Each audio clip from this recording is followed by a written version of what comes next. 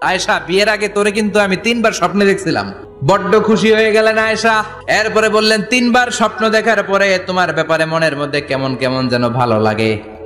তারপরে একটা ছোট্ট কাগজের মধ্যে, জান্নাতি কাগজ, রেশমি কাপড়ের মধ্যে তোমার চেহারাটা এনে জিব্রাইল বললেন, দেখেন নবী কেমন লাগে। আমি কইলাম, ভালো লাগে। কার মেয়ে? আপনার বন্ধু আবু বকরের মেয়ে। বিয়ে করবেন নাকি?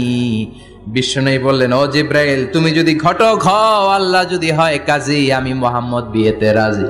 বিয়ে হয়ে গেল, কিন্তু ঘরে দামি ফার্নিচার নাই, টাকা পয়সাও তেমন নাই, কিন্তু আছে খালি সুখ। এত ভালোবাসতেন মা আয়েশাকে। মা আয়েশা গ্লাসের যেই জায়গা দিয়ে পানি খেতেন, বিশ্বনবী ওই জায়গায় মুখ লাগিয়ে পানি খেত। মা আয়েশা গোশতকে হাড্ডি ফেলে দিলে বিশ্বনবী ওই হাড্ডিটা নিয়ে চষতে শুরু করে দিত। এক বালতি থেকে পানি নিয়ে দুইজনে গোসল করত। আবার বিশ্বনবীর সাথে সাথে মাঝে মাঝে বায়না ধরতো, মাঝে মাঝে রাগও করত।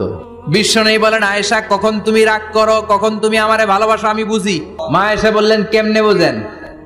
বিশ্বনবী বললেন, যখন তুমি রাগ করো তখন নামাজের পরে দোয়ার মধ্যে বলো, ও ইব্রাহিম আলাইহিস সালামের আল্লাহ, আপনি আমার উপর দয়া করেন। তার মানে তুমি রাগ করে আছো, আমার নাম নাও নাই। আর যখন আমার উপর খুশি থাকো, নামাজের পরে দোয়াতে বলো, মুহাম্মদ সাল্লাল্লাহু আলাইহি ওয়াসাল্লামের আল্লাহ, আপনি আমাদের উপর রহমত করেন। তার মানে খুশির সময় তুমি আমার নাম নাও, রেগে গেলে অন্য নবী দেয়া দোয়া সাইরা দাও, রেগে গেলে আমার নামটা নাও না। মা আয়েশা বলে, নবী গো, আমি তো শুধু নামটাই মুখ দিয়ে নেই না, কিন্তু কলিজা থেকে তো আপনারে বাদ দিতে পারি না।